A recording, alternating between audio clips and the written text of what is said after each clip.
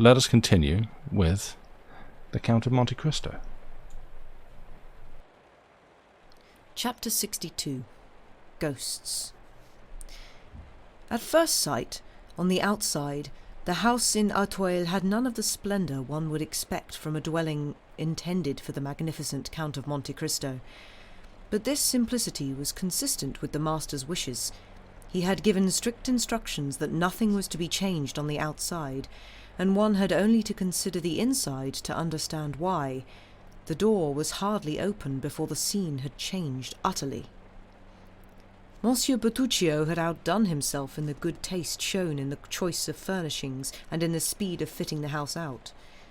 Like the Duc d'Antin, who once had a row of trees cut down overnight because King Louis XIV had complained that they interrupted the view, so in 3 days Monsieur Bertuccio had an empty courtyard entirely planted, while fine poplars and sycamores, transplanted with their huge mass of roots, gave shelter to the facade of the house, in front of which, instead of stones half overgrown with grass, there was a lawn. The turfs had been laid that very morning to make a vast carpet, still glistening with the water that had been sprinkled over it. The orders for all this had come from the Count. He had given Bertuccio a plan on which he had marked the number and position of the trees that needed planting, and the shape and extent of the lawn that was to take the place of the stone yard. Now that the work was done, the house had become unrecognizable, and Bertuccio himself claimed that he could no longer recognize it, nestling as it was into its setting of greenery. While he was about it, the steward would have liked to make some changes in the garden, but the Count had expressly forbidden him to alter anything. Bertuccio made up for the disappointment by filling the antechambers, stairways, and mantelpieces with flowers. In all, this house, which had been empty for 25 years and only the day before had been dark and gloomy, impregnated with what might be called the aroma of time, had in a single day recovered an appearance of life, full of the master's favourite perfumes and even his preferred amount of daylight. Nothing could better have illustrated the steward's skill and his master's understanding. The first in what was needed to serve, the latter in what was needed to be served. When he came in, the Count found his books and his weapons to hand, and his favourite paintings before his eyes. In the antechambers were the dogs it pleased him to stroke, and the birds it pleased him to hear sing. Like the Sleeping Beauty's castle, the whole house had been awakened from its long sleep and come to life. It sang and blossomed like one of those houses that we have long cherished, and in which, when we are unfortunate enough to leave them, we involuntarily relinquish a part of our souls. Servants were coming and going joyfully in the superb courtyard. Some belonged to the kitchens, and they were gliding along the corridors as if they had always inhabited this place, or up staircases that had been restored only the day before.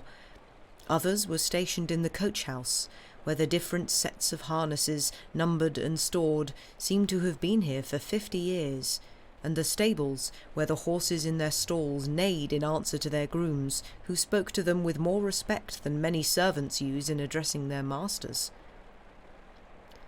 The library was installed in 2 chambers on 2 sides of one wing. It contained roughly 10,000 volumes. A whole section was devoted to the modern novel, and the latest work was already in its place, showing off its red and gold binding. On the other side of the house, corresponding to the library, was the conservatory, full of rare plants blooming in wide Japanese pots. In the middle of this conservatory, which was a delight to look at and to smell, was a billiard table, which seemed to have been abandoned only an hour earlier by players who had let the balls lie where they came to rest on the cloth. The Grand Bertuccio had only left one room alone. This was the bedroom in the left corner on the first floor, reached by the main staircase, but also containing the entrance to the secret stairway into the garden. When the servants passed in front of this room, they looked at it with curiosity. Bertuccio looked at it with terror. At exactly 5 o'clock the Count arrived at the house, followed by Ali. Bertuccio had been waiting for his master with impatience and a measure of anxiety. He hoped for a compliment, but feared a raised eyebrow. Monte Cristo got down in the courtyard, then looked around the house and the garden in silence, giving no sign of either approval or disapproval. However, when he came into his bedroom, which was opposite the locked room, he pointed to the drawer of a little rosewood table that he had picked out on his first visit. "That can only be for gloves," he said. "As you say, Excellency," Bertuccio replied, delighted. "If you open it, you will find gloves." In the other pieces of furniture the Count also found just what he expected: perfume bottles, cigars, jewellery. "Very good," he said. Monsieur Bertuccio withdrew, gratified to the very depth of his soul. So great, so powerful, and so real was the influence of the man on everything about him. At 6 o'clock precisely, there was the sound of a horse stamping its hoofs in front of the door. The captain of Spahis had arrived on Medea. Monte Cristo was waiting for him at the top of the steps with a smile on his lips. "I'm the first, certain of it," Morel called. "Deliberately. I wanted to have you to myself for a moment, before the others arrive. Julie and Emmanuel have a million things to tell you. Oh, but it's splendid here, you know. Tell me, Count, can I trust your people to look after my horse for me?" "Don't worry, my dear Maximilien, they are experts." "He needs to be rubbed down, though. If only you could have seen him. He went like a whirlwind." "I should think so, damn it," said Monte Cristo in the sort of voice a father would use to his son. "A horse costing 5,000 francs." "Do you regret the money?" Morel asked with his candid smile. "Heavens, no," the Count replied. "No, I would only be sorry if the horse was no good." "So good is he, my dear Count, that Monsieur de Châteaurenard, the best judge of horseflesh in France, and Monsieur Debray, who rides the Arabs belonging to the ministry, are even now chasing after me and lagging a bit behind, as you see. They have Baroness Danglars breathing down their necks, and her horses can manage a steady 6 leagues an hour." "So they're behind you?" Monte Cristo asked. "In fact, here they are." At that very moment, a coupe with a steaming team, then 2 panting saddle horses, stopped in front of the gate, which opened to let them in. The coupe drove round and stopped at the foot of the steps, followed by the riders. In a moment, Debray had dismounted and was standing beside the carriage door. He offered the Baroness his hand, and she, as she stepped down, made a movement that anyone except Monte Cristo would have failed to notice. But the Count missed nothing, and he saw, in Madame Danglars' palm, the flash of a little white paper, no more visible than the movement of the hand that held it, which passed between Madame Danglars and the minister's secretary with an ease that suggested the manoeuvre was well practised. The banker followed his wife, as pale as though he had just stepped from the tomb instead of from his coupe. Madame Danglars cast a rapid, exploratory glance about her, which only Monte Cristo could understand, taking in the courtyard, the peristyle, and the façade of the house. Then, mastering some slight emotion, which would surely have shown on her face had she allowed its colour to change, she walked up the steps, saying to Morel, "Monsieur, if you were a friend of mine, I should ask you whether your horse is for sale." Morel gave a pained smile and turned to Monte Cristo, as if to beg him for help in escaping from this dilemma. The Count took his meaning. "Oh, madame," he replied, "why don't you ask me?" "With you, monsieur," the Baroness said, "one cannot be permitted to wish for anything, because one is too certain of obtaining it. So I asked Monsieur Morel." "Unfortunately," the Count said, "I happen to know that Monsieur Morel cannot give away his horse, since honour requires him to keep it." "How is that?" "He wagered that he could break Medea in within 6 months. Now, Baroness, you understand that if he were to part with the animal before that time, not only would he lose the bet, but people would also say that he was afraid." A captain of spies, even to satisfy the whim of a beautiful woman, which, in my view, is one of the most sacred of obligations, cannot allow such a stain on his reputation. So you see, madame, Morel said, turning a grateful smile in the direction of Monte Cristo. In any case, I should have thought you'd had enough of horses for a while, Danglars said in a surly manner, ill-concealed behind a coarse smile. It was not usual for Madame Danglars to let such a sally pass without some retort, yet, much to the surprise of the young men, she pretended not to hear and said nothing.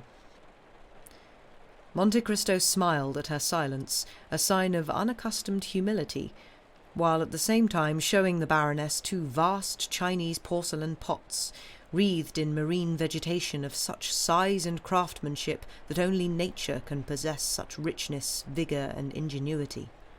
The Baroness was amazed. "But you could plant one of the chestnuts from the Tuileries in there," she exclaimed. "How on earth did they ever fire such an enormous object?" "Don't expect our craftsmen to answer that, madame," he said, "with their Sèvres figurines and fine glass. This is the product of another age, the work, as it were, of the genies of earth and sea." "How do you mean? What age?" "I don't know, but I heard that an emperor of China had a kiln specially built, and in it, one after another, they fired 12 pots like this. 2 broke in the heat of the fire. The 10 remaining ones were sunk 300 fathoms under the sea. The sea knew what was expected of her. She wrapped her weeds around them, built her corals on them, and encrusted them with shells. For 200 years this decoration was cemented in place at these unheard-of depths, because a revolution overthrew the emperor who thought of the experiment, and left only the record of the firing of the pots and their immersion at the bottom of the sea. After 200 years, this document was discovered, and a plan made to recover the vases. Divers were sent down, in specially made engines, to search the bay where the pots had been deposited. Out of the 10, only 3 were found, the others having been scattered and broken by the waves. I love these vases. Sometimes I imagine that in their depths shapeless, terrifying, mysterious monsters, like those that only divers see, have fastened their cold, flat and astonished eyes, and myriads of fish have slept, finding a refuge from their enemies. While the Count was speaking, Danglars, who had little interest in curios, had been automatically tearing the leaves off a splendid orange tree, and when he had dealt with that, turned to a cactus, which he found less compliant than the orange. It pricked him horribly. He shuddered and rubbed his eyes like someone awaking from a dream.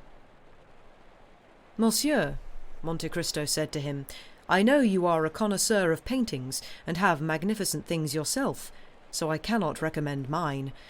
However, I have here a couple of Hobbémas, a Paul Potter, a Mieri, 2 Guéridou, a Raphael, a Van Dyck, a Zurbaran, and 2 or 3 Murillos, which are worth pointing out to you."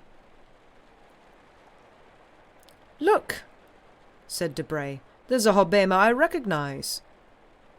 "Really?" "Yes, they offered it to the museum." "Which doesn't have one, I believe," Monte Cristo ventured. "No, but they turned it down even so." "Why?" asked Chateau Renard. "You're so tactful. Because the government is not rich enough, that's why." "Oh, I beg your pardon," said Chateau Renard. "I've been hearing this kind of thing for 8 years now, and I still can't get used to the idea." "You will," said Debray. "I doubt it," said Chateau Renard. "Major Bartolomeo Cavalcanti, Viscount Andrea Cavalcanti," Baptistin announced. With a black satin collar fresh from the tailor's hands, a newly trimmed beard, grey moustaches, a confident eye, and a major's uniform with 3 medals and 5 ribbons, in short, an impeccable veteran's costume. Enter Major Bartolomeo Cavalcanti, the loving father we met a short while ago. Beside him, in a brand new outfit and with a smile on his face, walked Viscount Andrea Cavalcanti, that obedient son whom we also know.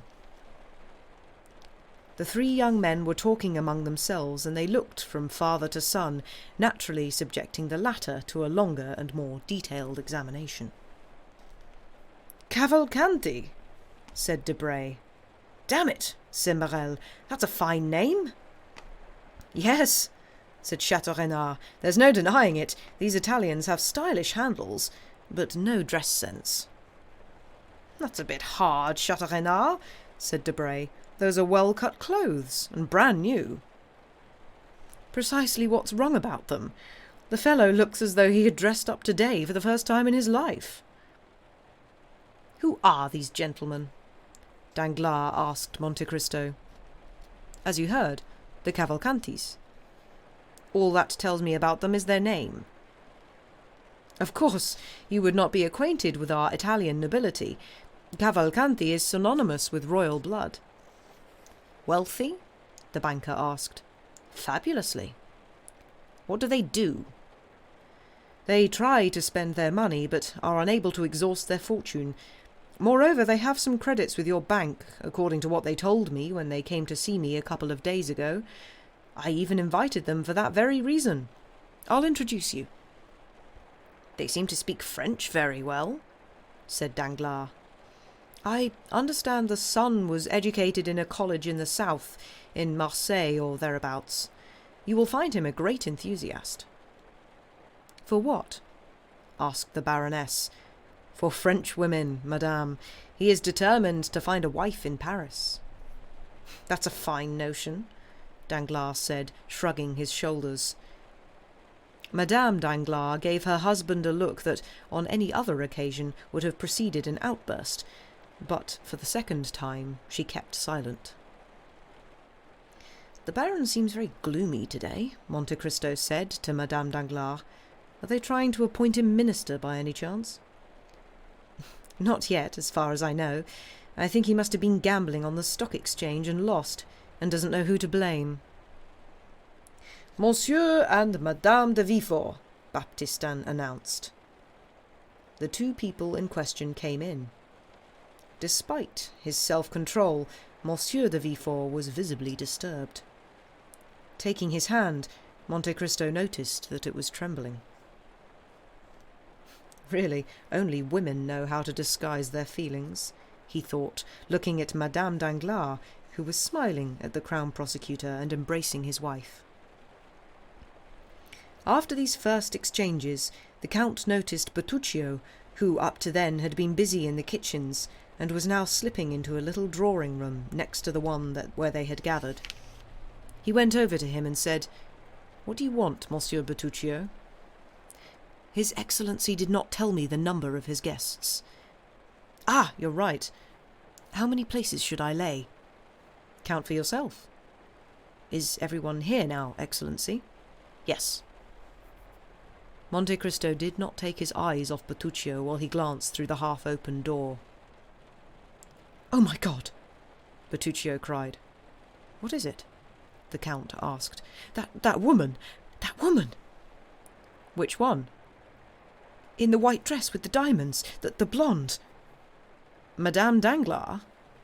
I don't know her name, but that's her, monsieur, that's her." "Who?" "The woman in the garden, the one who was pregnant, the one walking backwards and forwards, waiting. Bertuccio was pale and open-mouthed, his hair standing on end. "Waiting for whom?" Without replying, Bertuccio pointed to Villefort, with a gesture like Macbeth pointing to Banquo. Oh, he murmured at length. "Do you see him?" "Whom? What?" "Him." "Him? The Crown Prosecutor, Monsieur de Villefort? Of course I can see him." "You mean I didn't kill him?"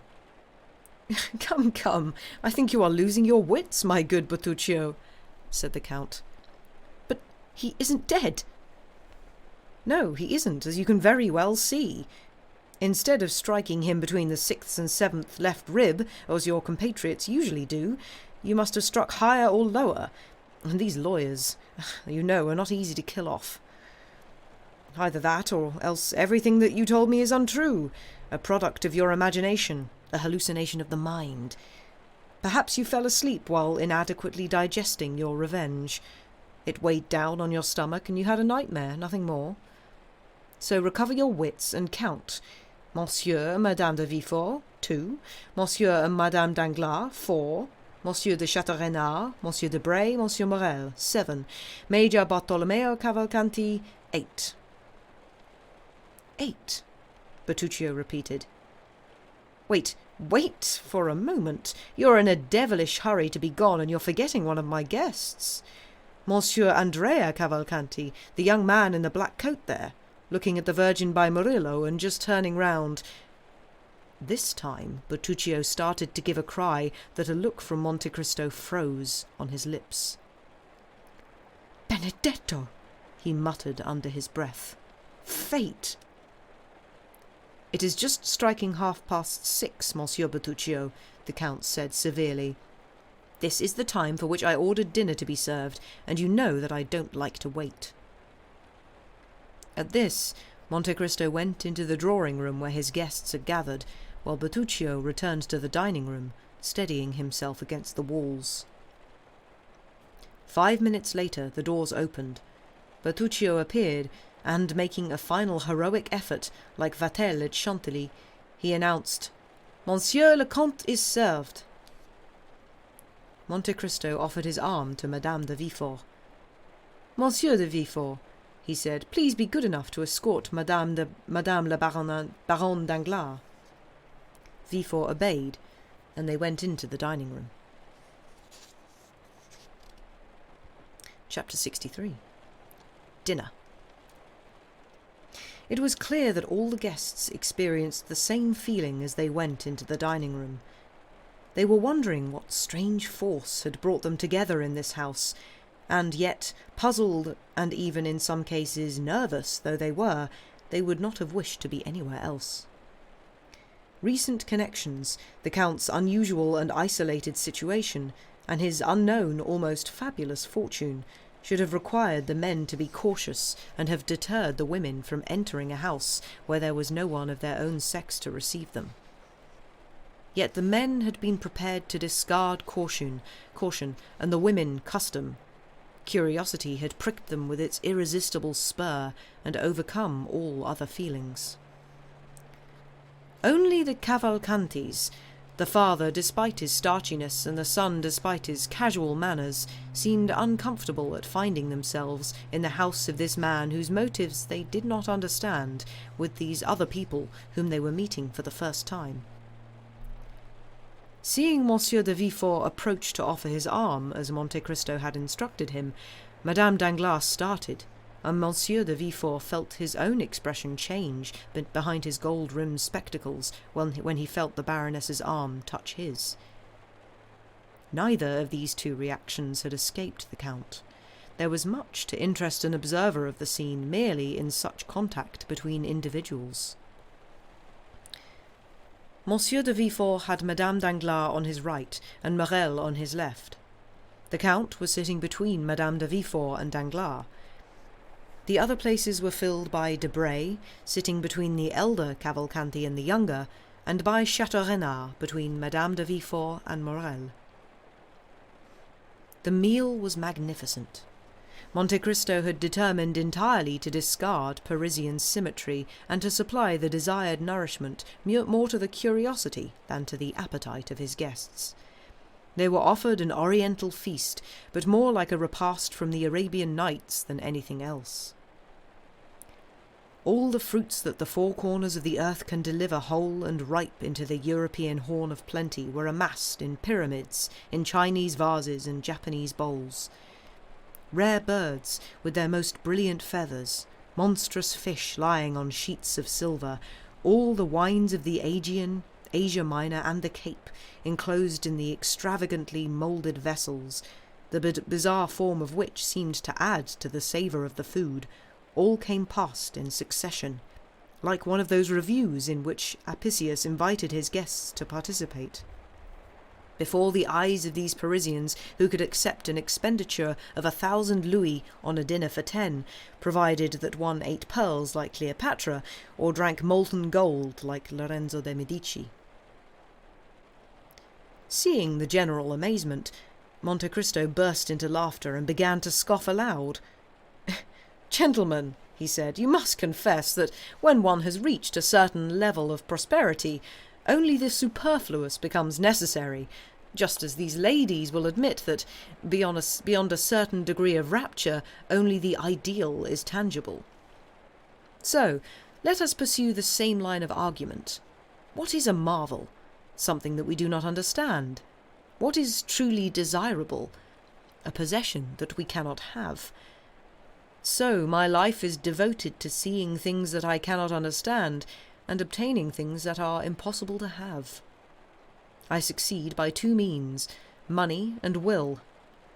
I am as persevering in the pursuit of my whims as, for example, you are, Monsieur Danglars, in building a railway, or you, Monsieur de Villefort, in condemning a man to death, or you, Monsieur de Bray, in pacifying a kingdom, you, Monsieur de Châteaurenard, in finding favour with a woman, or you, Monsieur Morel, in breaking a horse that no one else can ride.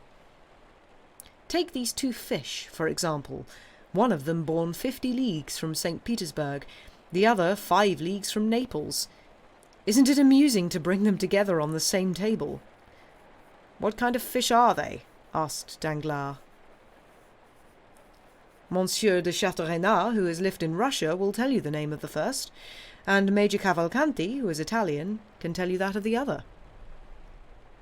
"I think this one is a sturgeon," said Châteaurenard. "Perfect. And that, if I'm not mistaken, is a lamprey," said Cavalcanti. "Just so. Now, Monsieur Danglars, ask these two gentlemen where these fish are caught." "You can only catch sturgeon in the Volga," said Châteaurenard. "And I know only of Lake Fusaro where you can find lampreys of this size," said Cavalcanti. "Precisely. One comes from the Volga, the other from Lake Fusaro." "Impossible!" all the guests exclaimed at once. "And that is exactly what I find entertaining," said Monte Cristo. "I am like Nero, cupitor impossibilium, and this is just what is entertaining you at the moment. That's why this fish, which may not in reality be as good as perch or salmon, will seem delicious to you in a short while, because common sense tells you that it is impossible to obtain. And yet here it is." "But how did you manage to have these two fish brought to Paris?" "Good Lord, nothing could be more simple. Each of the two fish was brought in a huge cask, the first padded with weeds and rushes from the river, the other with reeds and plants from the lake. They were installed in a specially constructed wagon, and lived in this way, the sturgeon for 12 days, the lamprey for a week. Both of them were quite alive when my cook took them out to poach the first one in milk and the other in wine. Don't you believe me, Monsieur Danglars?" "I still have my doubts," Danglars replied with his gross smile. "Baptistin," Monte Cristo called, "bring the other sturgeon and the other lamprey, would you? You know, the ones in the other barrels that are still alive." Danglars' eyes bulged with astonishment, and the rest of the company clapped. 4 servants brought in 2 casks, decorated with water weeds, in each of which was a quivering fish, like the ones lying cooked on the table. "But why 2 of each kind?" asked Danglars. "Because one might have died," Monte Cristo said simply. "You are, without doubt, a remarkable man," Danglars said, "and whatever philosophers say, it's marvellous to be rich." "And, above all, to have ideas," said Madame Danglars. "Oh, don't give me the credit for that one, madame. It was very popular with the Romans. Pliny tells us that relays of slaves were employed to carry, on their heads from Ostia to Rome, fish of the kind called mulus, which were probably a variety of sea bream, judging by his description.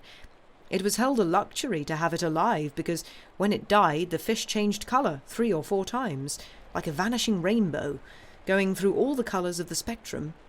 Then it was sent down to the kitchen. Its death throes were part of the appeal.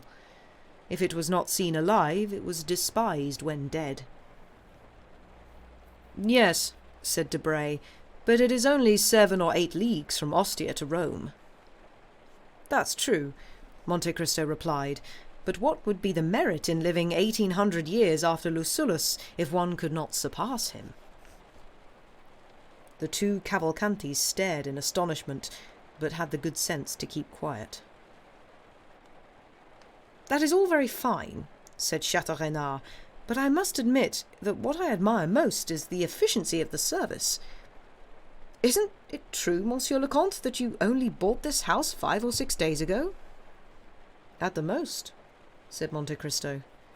Well, I am sure that in a week it has undergone a complete transformation, because, if I'm not mistaken, there was another entrance apart from this one, and the courtyard was paved and empty, whereas now it is a splendid lawn fringed with trees that seem to be a century or so old. What do you expect? I like greenery and shade. Yes, Madame de Villefort said. The entrance used to be through a door giving onto the road, and I remember that, on the day of my miraculous rescue, you brought me into the house through that door to the road.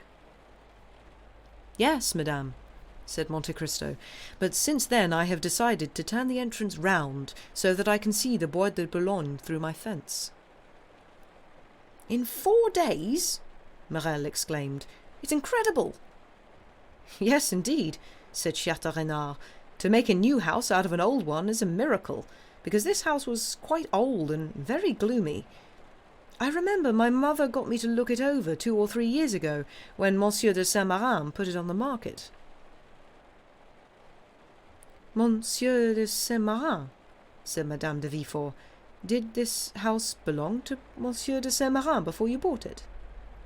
It appears so, said Monte Cristo. What? It appears so. Don't you know who you bought it from? Well, no. My steward looks after all those details. Admittedly, it hadn't been inhabited for at least 10 years, said Chateau-Renard, and it was very depressing to see it with its shutters down, its doors locked, and grass growing in the courtyard. In fact, if it hadn't belonged to the father-in-law of a crown prosecutor, one might have taken it for one of those ill-omened houses in which some great crime was committed. Villefort, who until this moment had not touched any one of the 3 or 4 glasses full of exceptionally fine wines on the table in front of him, picked one indiscriminately and drained it at a gulp. Monte Cristo let a moment go by. Then, breaking the silence that followed Chateau-Renard's words, he said, "Now that's odd, Baron, but the same idea struck me the first time I came here. The house seemed to me so dismal that I should never have bought it if my steward had not chosen it for me. No doubt the fellow got some tip from the solicitor." "I expect so," Villefort stammered, with an attempt at a smile. "But believe me, I am not responsible for any of this. Monsieur de Saint-Marin wanted to sell this house, which was part of his granddaughter's dowry, because if it had remained empty for another 3 or 4 years, it would have fallen into decay." Now it was Morel's face that was drained of colour. "In particular," Monte Cristo continued, "there was one room, quite ordinary to look at, a room like any other, with red damask hangings, which for some reason seemed to me particularly sinister." "Why?" asked Debray. "Why sinister?" "Can one explain these feelings? Are there not some places where one seems naturally to inhale an odour of sadness? Why, who can tell? A linking of memories, a chance thought recalling other places and other times, which may have perhaps have no connection with the time and place in which we find ourselves. So it was that this room powerfully recalled for me the chamber of the Marquise de Ganges, or that of Desdemona. In fact, now that we have finished dinner, I must show it to you. Then we shall come back down and take coffee in the garden, and after that the evening's entertainment." Monte Cristo made a sign to invite his guests to go with him.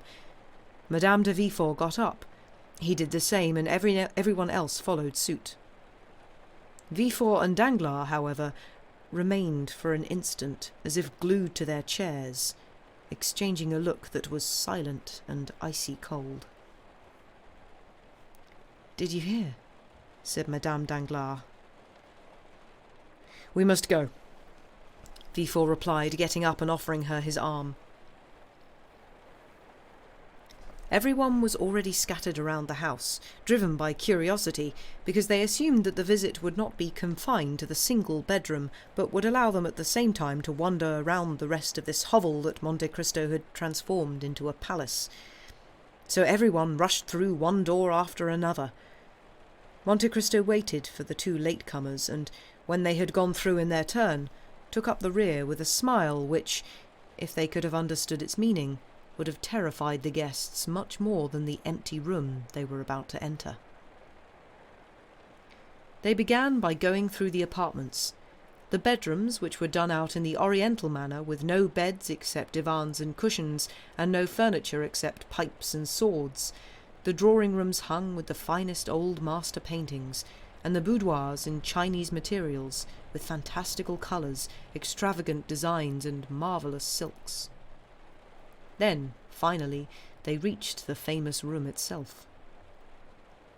There was nothing unusual about it, except that, although it was growing dark, there were no lights here, and, unlike all the other rooms, it had not been refurbished. These two things in themselves were enough to give it a gloomy air. "Brr," said Madame de Villefort, "it certainly is spooky."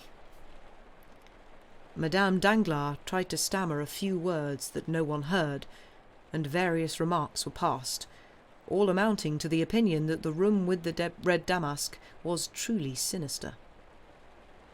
"Isn't it indeed?" said Monte Cristo. "Look how oddly that bed is placed, with its sombre blood-red awning, and those two portraits, in pastel, which have faded because of the damp. Do their pallid lips and staring eyes not seem to say, 'I saw what happened'?" Villefort was ashen. Madame Danglars slumped into a chaise-longue beside the fireplace. "Oh dear," Madame de Villefort said, "you are brave sitting there. It could be the very place where the crime was committed." Madame Danglars leapt to her feet. "And that," said Monte Cristo, "is not all." "What more is there?" asked Debray, aware of the effect this was having on Madame Danglars. "Yes, how much more?" asked Danglars. "I must confess that so far I can't see a lot in it. How about you, Monsieur Cavalcanti?"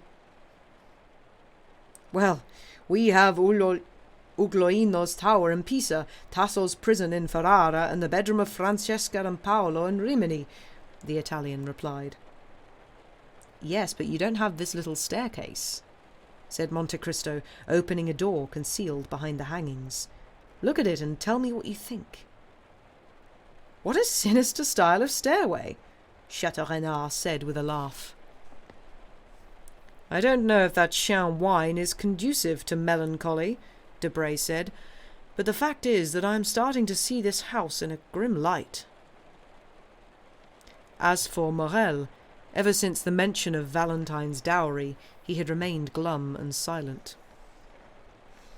"Can you imagine," Monte Cristo continued, "an Othello or some Abbé de Ganges going down this staircase step by step on a dark and stormy night, carrying some grim burden which he is anxious to conceal from the eyes of men, if not from those of God?"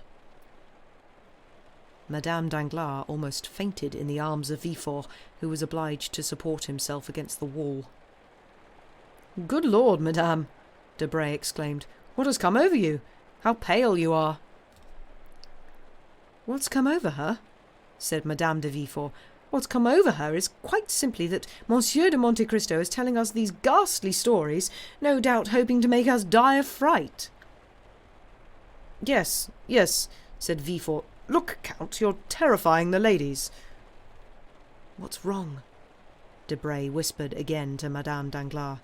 Nothing," she answered, making an effort to control her feelings.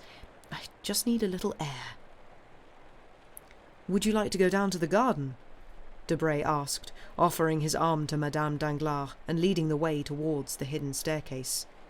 "No," she said. "No, I'd rather stay here." "Is that so, madame?" said Monte Cristo. "Is this terror serious?" "No, monsieur," said Madame Danglars, "but you have a way of hypothesizing that gives an appearance of reality to illusions." "Good Lord, yes," Monte Cristo said with a smile. "All this is a figment of the imagination. Why could one not just as well imagine this room to be the good and respectable bedroom of the mother of a family, the bed with its purple awning, like a bed visited by the goddess Lucina, and the mysterious staircase as a passage down which the doctor and the nursemaid might go, so as not to disturb the young mother's restorative slumber, or even the father carrying the sleeping child?" This time, instead of being reassured by the evocation of this tender tableau, Madame Danglars gave a groan and fainted completely away. Madame Danglars is ill," stammered Villefort. "Perhaps we should take her to her carriage." "How frightful," said Monte Cristo. "And I didn't bring my flask." "I have mine," said Madame de Villefort, giving the Count a flask full of a red liquid similar to the one that had so benefited Edouard when the Count tried it on him. He took it from Madame de Villefort's hands, raising an eyebrow. "Yes," she said, "on your instructions I tried it." "Successfully?" "I think so." Madame Danglars had been taken into the next room. Monte Cristo let a drop of the red liquid fall on her lips, and she revived. "Oh," she said, "what a terrible dream!" Villefort grasped her wrist to let her know that it had not been a dream. They looked for Monsieur Danglars, but he was not in the mood for poetical reverie, and had gone down into the garden, where he was talking to the elder Cavalcanti about a scheme to build a railway from Leghorn to Florence. Monte Cristo appeared desperate. He took Madame Danglars' arm and led her down into the garden, where they found Monsieur Danglars taking coffee between the two Cavalcantis. "Tell me, madame," Monte Cristo said, "did I really terrify you?" "No, monsieur, but you know our impressions are sometimes amplified by whatever happens to be our state of mind." Villefort forced a laugh and said, "So, you understand, a supposition may be enough, or a chimera." "Even so," Monte Cristo told them, "believe it or not, I am convinced that a crime took place in that room." "Beware," said Madame de Villefort. "We have the Crown Prosecutor with us." "So we do," said Monte Cristo. "Very well. Since that is the case, I shall take advantage of it to make my statement." "Your statement?" said Villefort. "Precisely. In front of witnesses." "All very interesting, this," said Debray. "If there really has been a crime, it should help our digestion no end." "There was a crime," said Monte Cristo. "Come this way, gentlemen. Come, Monsieur de Villefort. For the statement to be valid, it must be made before the proper authorities." He took Villefort's arm, and, with Madame Danglars' arm beneath the other, led the Crown Prosecutor under the plane tree to where the shadows were deepest. All the other guests followed. "Now then," said Monte Cristo, "here, at this very spot," he stamped his foot on the ground, "in order to revive these old trees, I got my men to dig in some leaf mould. Well, when they were digging, they uncovered a chest, or the ironwork from a chest, in the midst of which was a skeleton of a newborn child. I hope you don't consider that an illusion." He felt Madame Danglars' arm stiffen and a tremor go through Villefort's wrist. "A newborn child?" Debray answered. "By Jove, this sounds to me as if it's getting serious." "Well, I was right," said Chateau Renard, when I said just now that houses had a soul and a face like people, and their innermost beings were reflected in their physiognomy. This house was sad because it was full of remorse. It was full of remorse because it was concealing a crime.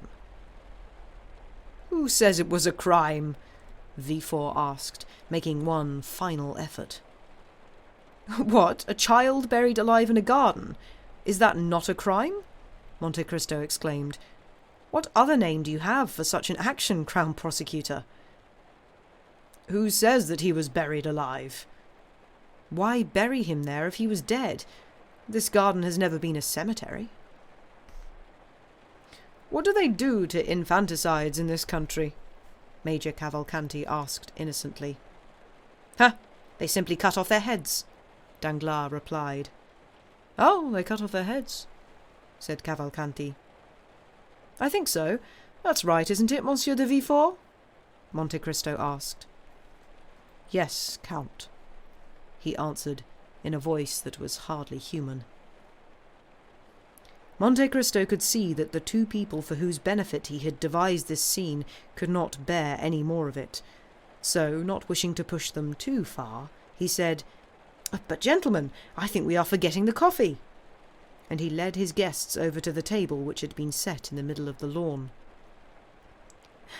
The truth is, Monsieur le Comte, said Madame Danglars, I am ashamed to admit my weakness, but all those frightful stories have been too much for me. I beg you, let me sit down. She slumped into a chair. Monte Cristo bowed and went over to Madame de Villefort. I think Madame Danglars needs your flask again, he said.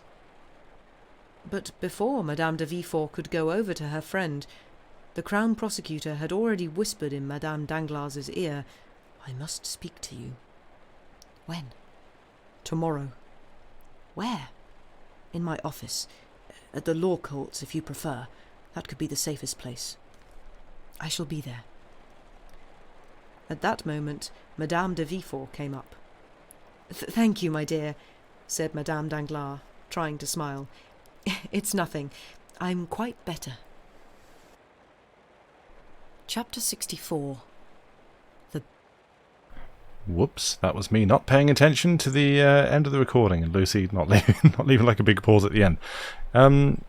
Yeah, we are not looping back around to the start in chapter 64. We are instead going to take a quick break. Yeah, a reminder to those that have shown up since the start. This is a recorded message. Oh, look who's here. Hello. I didn't realise you were back and around. Hi, you are now here. Hey, welcome. Yeah, Lucy's been really busy today, and it's okay, dear. You've had a busy day. You take the evening off. I've mostly got it from here. It's all good. Yeah, she's had a really busy day. So this is, in fact, a pre-recorded stream. This part isn't, obviously, but the reading is. And I'm sitting here and pressing play on VLC to play the reading. But yeah, we can take a break, which means time for, we've got like 5 minutes or so. Get up, stretch if you need, wander around, move around, hydrate, dehydrate as required, and we'll see you back here in like 5 minutes or so. Yeah, see you in a sec.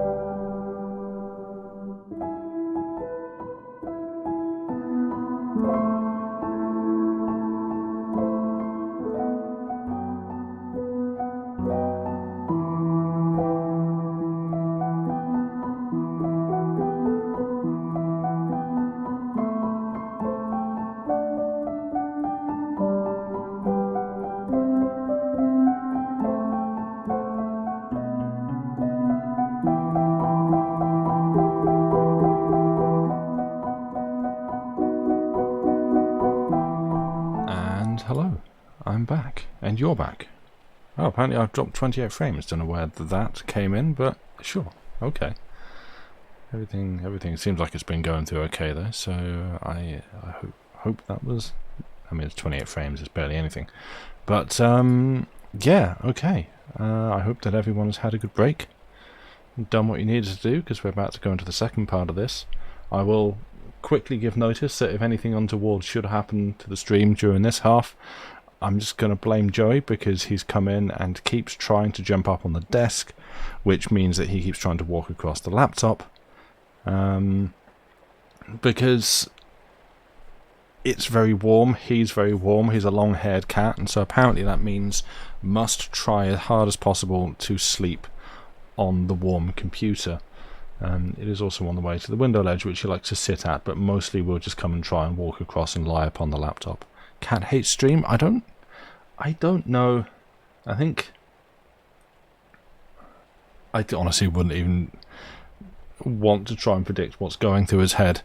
He just is cat and has her own ways. But yeah, okay. I will again just remind myself of the sequence of button presses that I need to do. I don't need to mark anything, because that's already done it in place. So I'm just going to mute my own mic and then press play. So here's the second part of tonight's reading of Count of Monte Cristo. See you in about an hour. Chapter 64. The Beggar.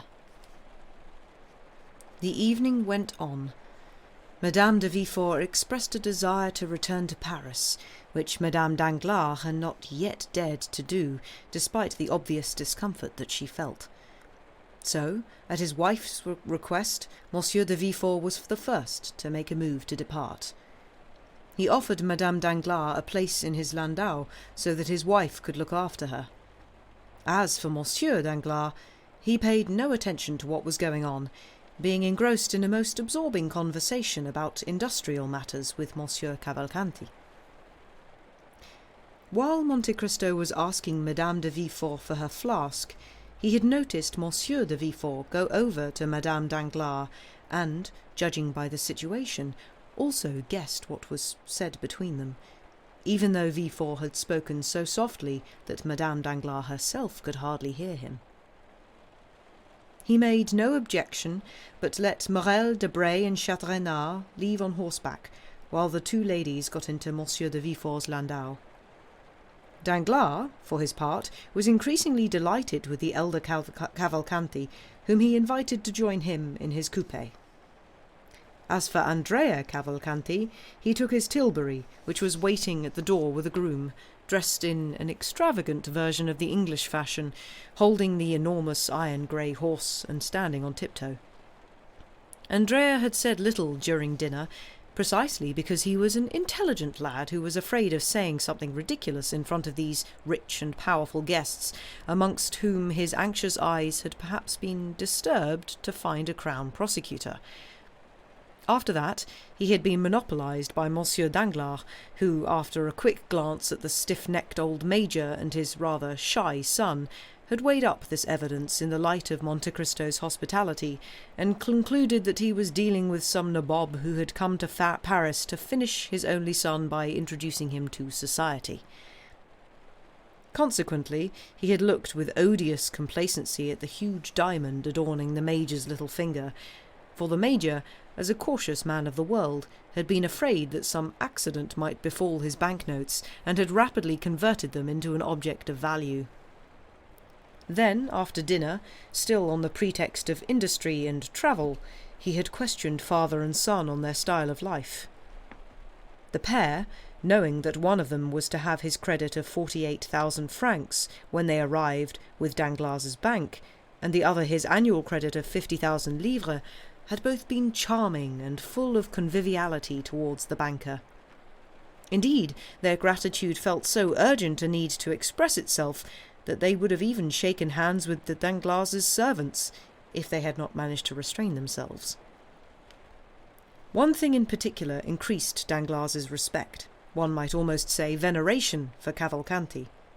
The latter, obedient to Horace's principle nil admirari, had been satisfied, as we saw, with demonstrating his erudition by naming the lake from which one gets the best lampreys. Then he had eaten his share of the same without uttering another word.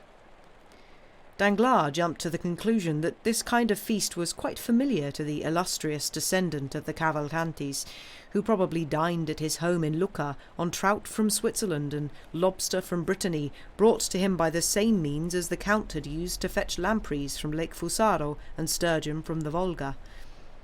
So, when Cavalcanti announced, "Tomorrow, monsieur, I shall have the honour of visiting you on a matter of business," he responded with a marked air of amiability. "And I, monsieur," he replied, "shall be happy to receive you."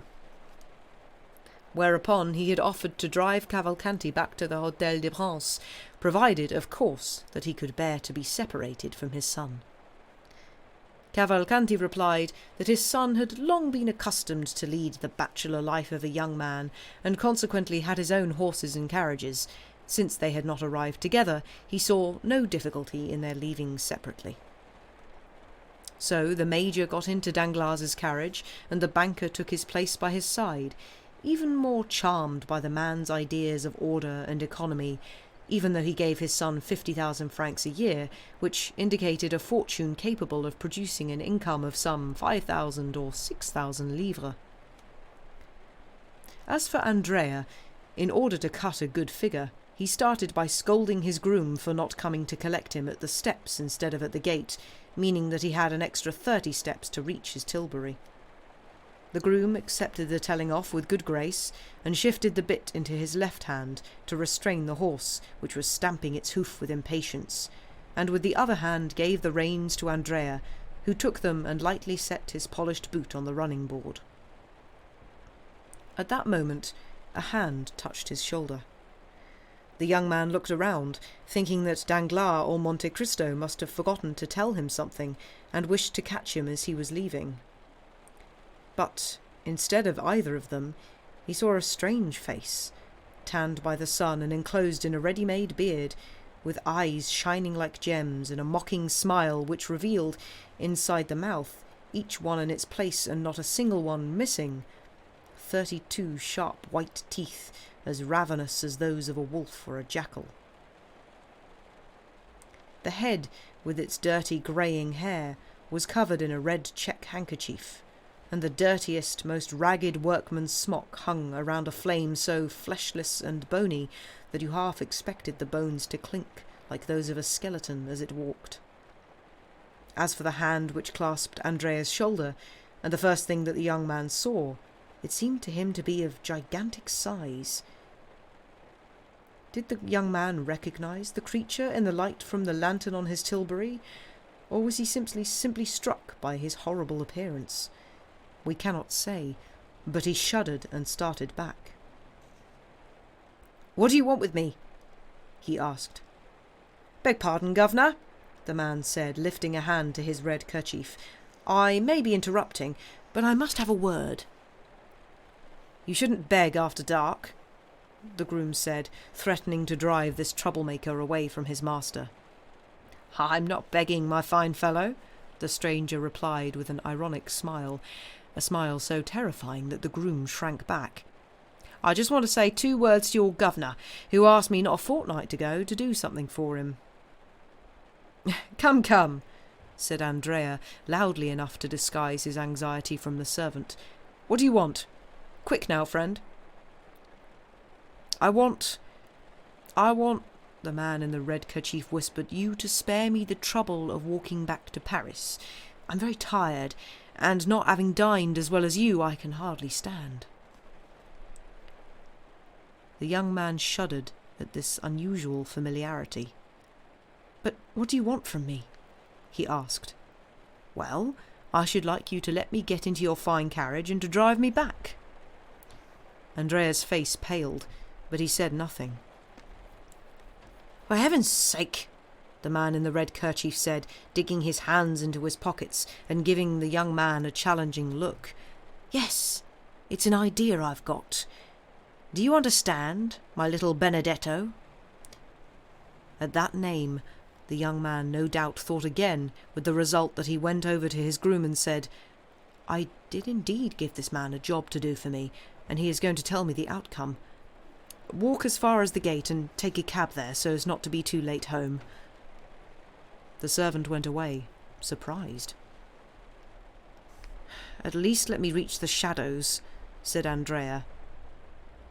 "As far as that's concerned, I'll find you the perfect spot," the man said, taking the horse by the bit and leading the tilbury to a place where it was impossible for anyone to see the honour Andrea was according him.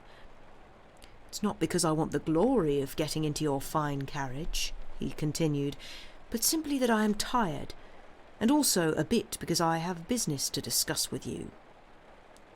"Come, get in," said the young man. It is a great shame that it was not daylight, because the spectacle must have been odd indeed, with the tramp plainly seated on the upholstered seat of the tilbury beside its elegant young driver. Andrea drove the horse to the last house on the outskirts of the village without saying a word to his companion, who smiled and kept his mouth shut, as if delighted to be travelling in such a fine vehicle. But once they were out of Auteuil, Andrea looked around, no doubt to make sure that they could not be overheard or overlooked, pulled up the horse and said, crossing his arms in front of the man with the red kerchief, "Damn it, why have you come to disturb me now?" "And why do you defy me, my lad?" "How have I defied you?" "How? You are asking me how? We separated at the Pont du Var when you told me you were going to travel through Piedmont and Tuscany, and not a bit of it. You came to Paris. Why should you mind? On the contrary, I don't. Not at all. I even hope it might be useful." "Ah, I see," Andrea said. "You're speculating on me. There you are, insults already. I warn you, Master Caderousse, you would be making a mistake. All right, my lad, all right. Don't get angry. But you must know what it's like to fall on hard times. It makes you envious. So there am I, thinking you're roving around Piedmont, Tuscany, forced to work as a vaccino or a cicerone, and feeling sorry for you, as I would for my own child. You know I've always called you my child. So, what about it? Hold on, be patient." "I am patient. Just say what you have to." "Then all at once I see you riding through the gates at Le Bonhomme with a groom, and a tilbury, and brand new clothes." "Brand new? What does it mean? You've discovered a gold mine, or have you bought a place on the exchange?" "And the result, you tell me, is that you're envious." No, I'm happy. So happy that I wanted to congratulate you, little one. But since I was not formally dressed, I took steps to make sure I didn't compromise you." "Some steps?" Andrea said. "You accosted me in front of my servant." "What do you expect? I accosted you when I could. You have a lively horse and a light carriage. You are by nature as slippery as an eel, and if I had missed you this evening, I might never have caught you at all. I'm not hiding, as you can see." "Good for you. I wish I could say the same. But I am hiding. Not to mention the fact that I was afraid you would not recognize me. But you did," Caderousse added, with his evil smile. "There, you're a kind fellow. So what do you want?" "You're not polite with me, and that's not nice, Benedetto, to an old comrade. Be careful. You may make me very demanding." At this threat, the young man's anger subsided. A cold breath of coercion had just blown over it. He whipped his horse back to a trot. "It's not nice of you, my friend," he said, "to take that tone with an old comrade, as you say. You are a Marseillais. Have you found out what you are now?" "No, but I was brought up in Corsica. You are old and obstinate. I am young and stubborn. It's a bad idea for people like us to threaten one another. We should do business amicably. Is it my fault if luck is still hard on you and has been kind to me?" "So your luck's good, is it? Which means it's not some borrowed groom or borrowed tilbury or borrowed clothes that we have here. Fine, so much the better, Caderousse said, his eyes gleaming with greed. You can see that very well, and you know it since you've accosted me, Andrea said, getting more and more excited. If I had a kerchief like yours on my head, a filthy smock on my back, and gaping shoes on my feet, you wouldn't recognize me. Ah, you see, little one, you do despise me, and you're wrong.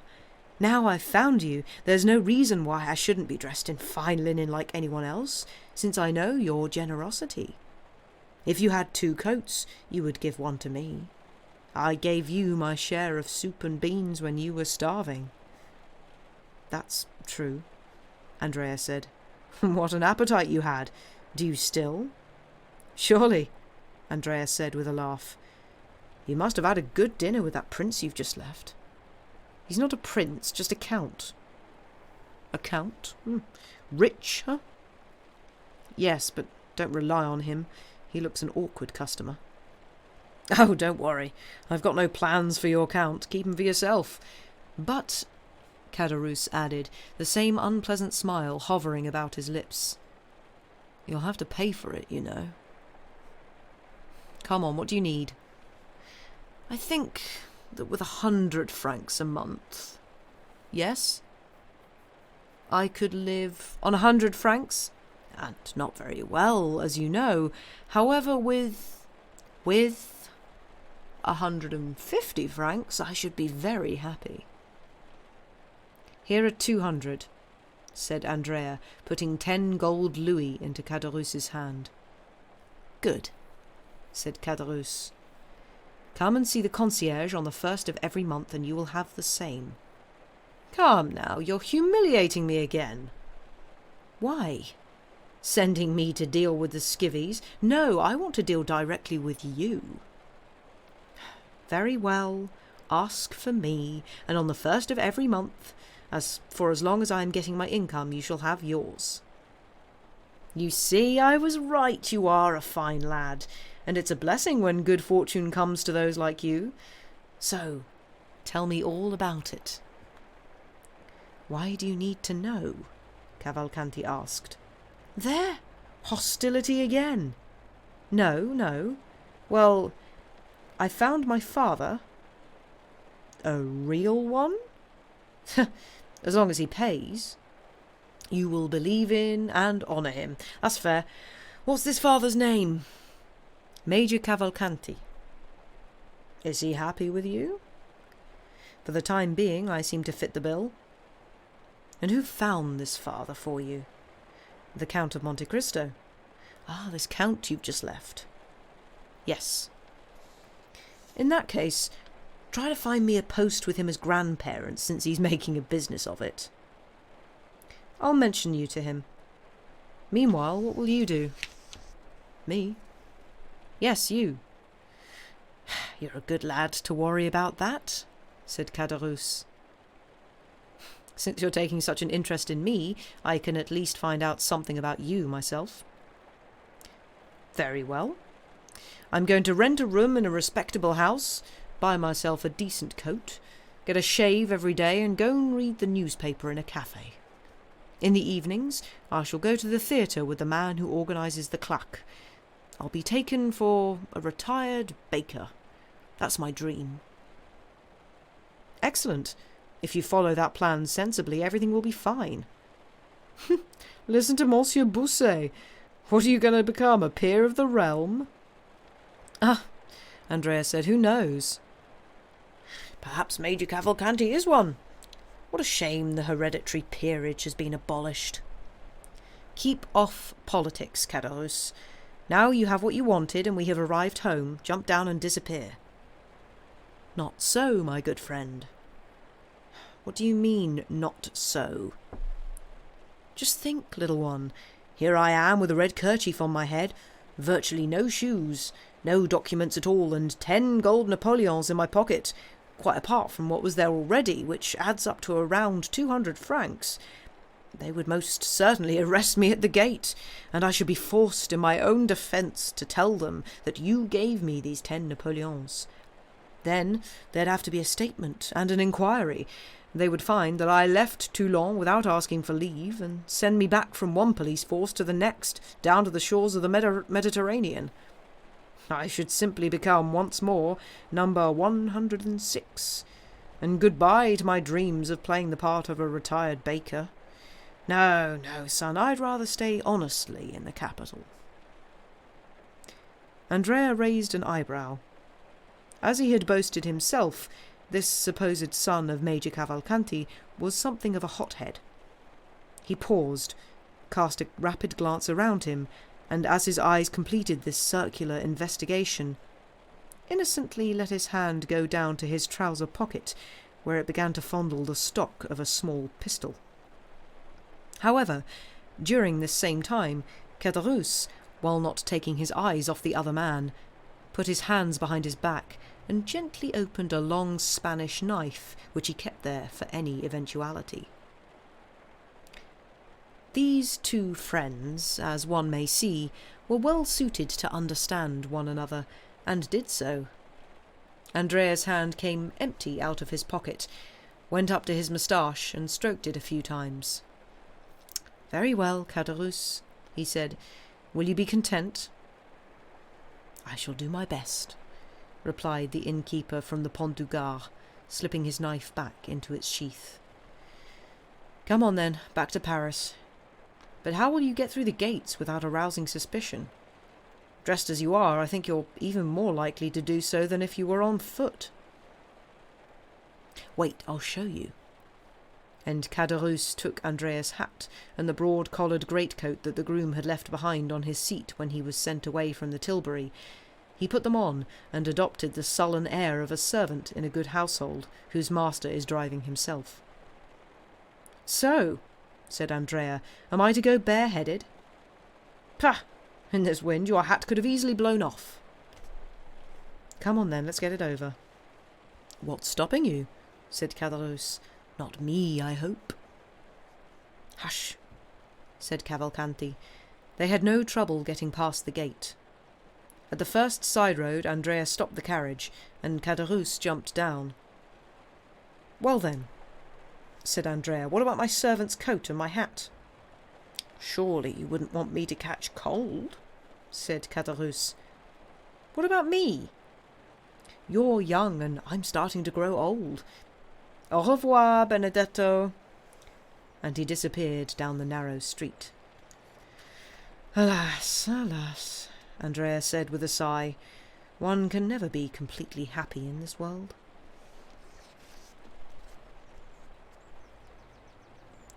Chapter 65. A domestic scene. The three young men had separated at the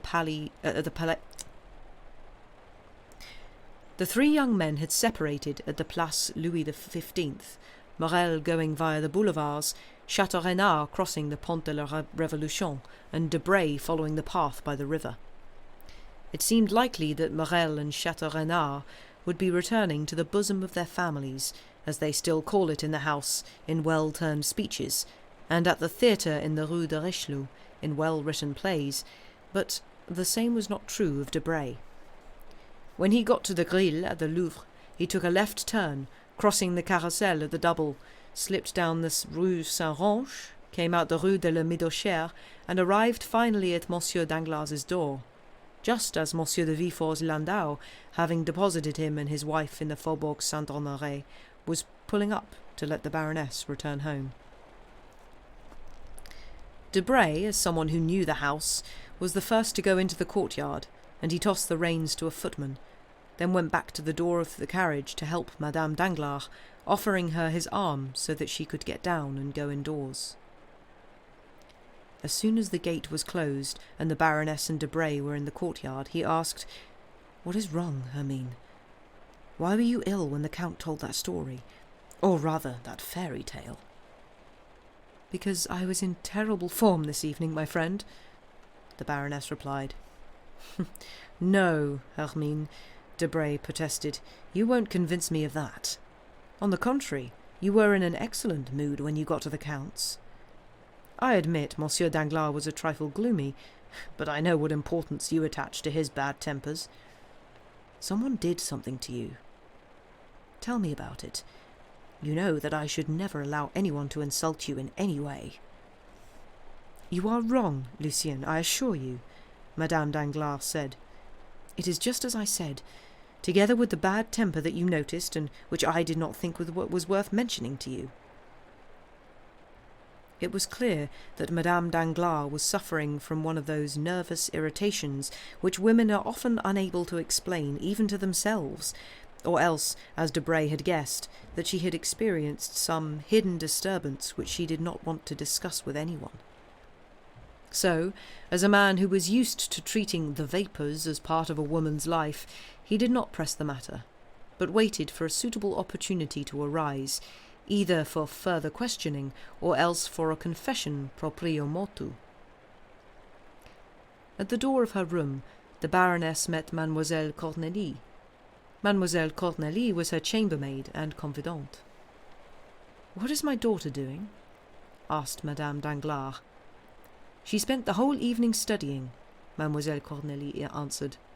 "Then she went to bed." "But isn't that a piano I can hear?" "It's Mademoiselle Louise d'Armilly playing while Mademoiselle is in bed." "Very good," said Madame Danglars. "Come and undress me." They went into her bedroom. Debray slouched onto a large sofa, and Madame Danglars went through to her dressing-room with Mademoiselle Cornélie.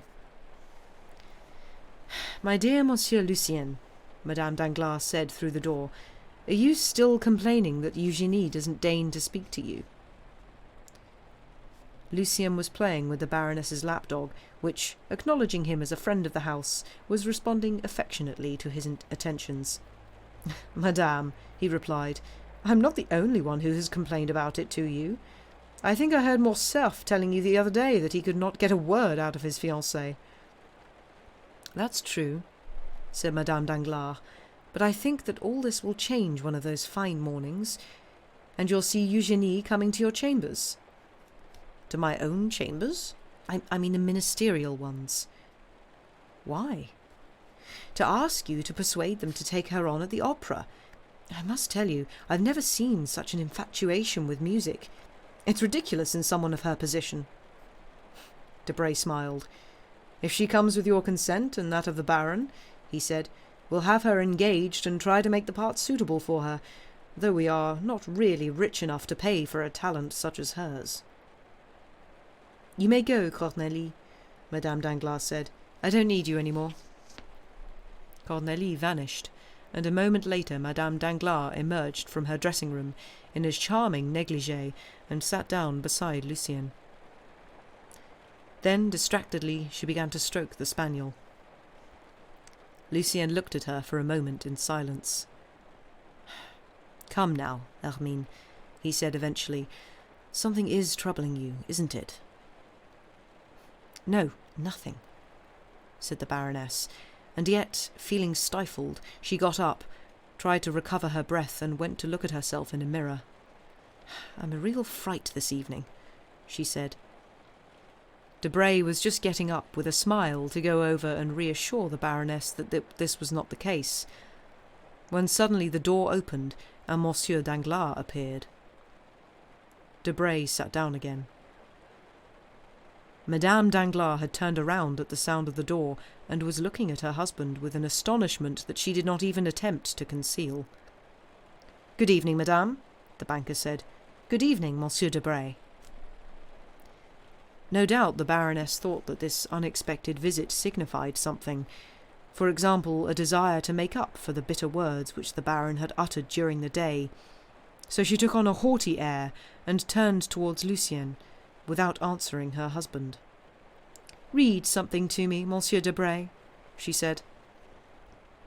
Debray had been slightly uneasy at this visit to begin with, but, seeing the Baroness's imperturbability, he recovered his calm and stretched out his hand towards a book, marked in the centre with a mother-of-pearl paper-knife inlaid with gold. "Excuse me, Baroness," said the Baron, "but you will tire yourself if you stay up so late.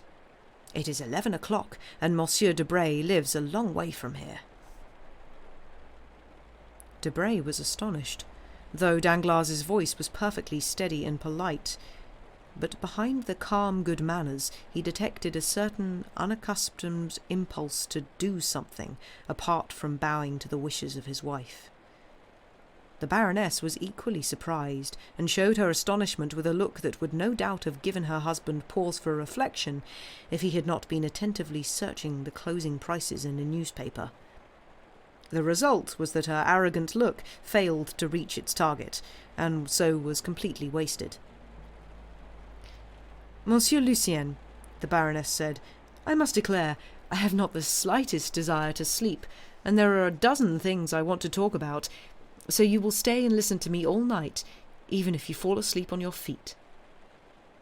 "As you wish, madame," Lucien said phlegmatically. "My dear Monsieur Debray," the Baron said, "you really must not exhaust yourself. I beg you, in listening to Madame Danglars' nonsense tonight, because you can just as well hear it tomorrow. This evening is mine, and I am reserving it for myself, if you would be so good as to allow me, because I have some grave matters to discuss with my wife." This time the assault was so direct and well aimed that Lucien and the Baroness were stunned by it. They exchanged a look as if each was trying to find assistance against this attack. But the irresistible power of the master of the house triumphed, and the husband was left victorious. "Don't please think that I am driving you away, my dear Debray," Danglars went on. "No, not in the slightest. But an unexpected eventuality has made me wish to have a conversation with the Baroness this very evening. This is such a rare occurrence that no one could hold it against me." Debray stammered a few words, bowed and left the room, knocking against the corners like Nathan in Athalie. "It's extraordinary," he said when the door had closed behind him, "how easily these husbands, whom we consider so ridiculous, are none the less able to regain the advantage over us." When Lucien had gone, Danglars sat down in his place on the sofa, closed the book, and, adopting a thoroughly pretentious pose, continued to stroke the dog. However, the animal did not have the same sympathy for him as for Debray, and tried to bite him, so he grasped it by the nape of the neck and tossed it across the room onto a chaise-longue. The spaniel yelped on finding itself in mid-air, but on reaching its destination buried itself in a cushion, and, stupefied by this unaccustomed treatment, remained silent and motionless. "Do you know, monsieur," said the Baroness without raising an eyebrow, "you really are excelling yourself. Normally you are merely coarse, but tonight you are behaving like a brute." "That is because I am in a worse mood than usual tonight," said Danglars. Hermine considered the banker with utter contempt.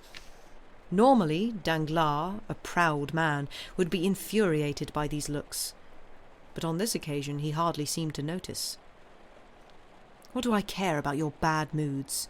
the Baroness exclaimed, exasperated by her husband's impassivity. "Are they anything to do with me? Shut them up in your part of the house, or confine them to your offices. Since you have paid clerks, take your foul tempers out on them." "No, madame, not at all," Danglars replied. "Your advice is quite misguided, and I have no intention of taking it. My offices are my golden goose, as I believe Monsieur Desmotiers calls them, and I should not want to upset the bird or ruffle its feathers. My clerks are honest fellows who earn a fortune for me, and are paid at a rate considerably below what they are worth, if that is judged according to the profits they bring, so I am not going to lose my temper with them.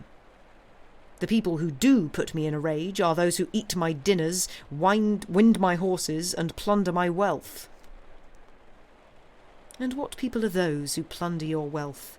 Please explain, monsieur." "Oh, don't worry, I may be talking in riddles, but I won't keep you guessing for long. The people who plunder my wealth are the ones who take 500,000 francs away from me an hour." "I don't follow you, monsieur," said the Baroness, trying to disguise the emotion in her voice and the blush on her cheeks. "On the contrary, you follow me very well," said Danglars. But if you persist in pretending otherwise, I must tell you that I have just lost 700,000 francs on the Spanish loan." "Oh, well, I never," sniggered the Baroness. "Are you trying to blame me for your loss?" "Shouldn't I? Is it my fault if you lost 700,000 francs? In any case, it's not mine." "Once and for all, monsieur," the Baroness said sharply, "I have told you to never talk money to me. It is a language I was not taught either by my parents or in the house of my first husband." "I can certainly believe that," said Danglars. "Neither of them had a penny to rub together." "All the more reason for me not to have learnt your banker's argot, which assails my ears here from morning to night. I am repelled by that sound of coins being counted and recounted. I don't know if it is not more odious to me than the sound of your voice." "How strange indeed," said Danglars, "and I always thought you took a close interest in my business." "I? What could have made you think such a thing?" "You yourself did." "How ridiculous." "Certainly. I should be pleased to know on what occasion." "Oh, that's very easy.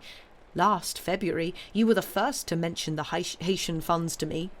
You dreamt that a ship was entering the port at Le Havre with news that a payment, which everyone had thought postponed indefinitely, was about to be made. I know how clear-headed you are when asleep, so I had them buy up all the bonds that they could on the Haitian debt, and I made 400,000 francs, 100,000 of which was duly handed over to you. What you did with it is no business of mine. In March, there was a tender on the railways. 3 firms bid for it, each offering equally firm guarantees. You told me that your instinct informed you that the contract would be given to a company from the south. Now, even though you pretend to be ignorant, I do believe that sometimes you have a very acute instinct in such matters. I immediately bought 2/3 of the stock in that firm. It did indeed win the contract, and as you predicted, the shares tripled in value. I made 1 million, of which 250,000 francs went to you as pin money. What did you do with it?" "But where is all this leading, monsieur?" the Baroness exclaimed, trembling with scorn and impatience. "Patience, madame, we are coming to the point." "Thank goodness for that." "In April, you went to a dinner with the minister. There was talk of Spain, and you overheard a private conversation about the expulsion of Don Carlos. I bought Spanish stock. The expulsion took place, and I earned 600,000 francs on the day when Charles V crossed the Bidausa. Out of that, you had 50,000 écus. They were yours, and you could do as you wished with them, but I'm not asking you to account for it. But the fact remains that this year you have had 500,000 livres." "So, monsieur?" "Ah, yes, so. Well, it was just after that everything turned sour." "You really do have a way of putting it. It expresses how I feel, which is all I need. After that was 3 days ago. 3 days ago you had a discussion on politics with Monsieur Debray, and you thought he said that Don Carlos had returned to Spain. As a result, I sold my stock. The news spread, there was a panic, and I wasn't able to sell any more. I was giving it away. The next day, the news turned out to have been false, and this false news had cost me 700,000 francs. So what of it? So, since I give you a quarter when I win, you owe me a quarter when I lose. A quarter of 700,000 francs is 175,000 francs. What you are saying is ludicrous, and I really cannot see why you should bring Monsieur Debray's name into all this. Because if you don't happen to have the 175,000 francs that I am claiming from you, you can borrow from your friends, of whom Monsieur Debray is one." "Fiddle-de-dee," the Baroness exclaimed. Oh, let's have no gestures, no cries, no melodrama, madame, or I shall be obliged to tell you that I can see from here Monsieur Debray sniggering over the 500,000 francs or so that you have given him this year, and telling himself that he has at last found what the most skilful gambler has never found, which is a roulette wheel where you can win without playing and don't lose even when you lose. The Baroness was fit to burst. "You wretch!" she said. "Do you dare say that you were not aware of what you now venture to reproach me with?" "I don't say that I knew or that I didn't. I'm just telling you this. Consider how I have behaved in the 4 years since we have ceased to live as man and wife, and you will see that my conduct has always been consistent. Some time before the breach between us, you wanted to study music with that famous baritone who was such a success at the Théâtre Italien, while I wanted to study dancing with that dancer who had been so warmly received when she appeared in London. It cost, for you and for me, some 100,000 francs. I did not complain, because one must try to preserve the peace in one's home. 100,000 francs for the man and the woman to perfect their dancing and their music is not excessive. Then you soon became bored with singing, and you got the idea that you would like to study diplomacy with one of the minister's secretaries. I let you. You see, it doesn't matter to me, as long as you are paying for your lessons out of your own pocket. But I now see that you are dipping into mine, and that your further education might cost me as much as 700,000 francs a month. Oh, madame, it can't go on like this. Either the diplomat will have to start giving his lessons for nothing, and I shall put up with him, or he will not be allowed to set foot again in my house. Do you understand?" "But this is really too much, monsieur," Hermine cried, barely able to speak. "You are exceeding the bounds of ignominy." "And I am glad to see," said Danglars, "that you are not far behind me, and that you have willingly chosen to obey the legal maxim, the wife should follow her husband. You insult me." "You are right. Let's stop arguing and be reasonable. I have never interfered with your business except to do you good. You do the same. You say that my wealth is none of your business. Very well. Look after your own, but don't try to increase or diminish mine. In any case, who can tell if this is not some kind of political chicanery?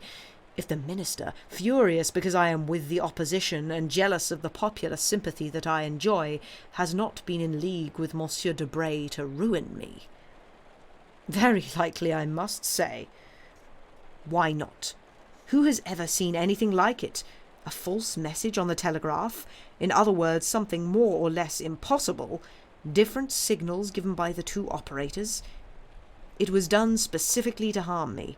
That's the truth of it." "Monsieur," the Baroness said humbly, "you must know, I think, that the operator in question was dismissed. There was even talk of bringing him to trial, and the order had gone out to arrest him, which would have been done if he had not escaped detection by fleeing in a way that proves his madness or his guilt. There was some mistake." "Yes, and one which makes fools laugh. The minister lose a night's sleep, and the secretaries of the state blacken a lot of paper, but which cost me 700,000 francs.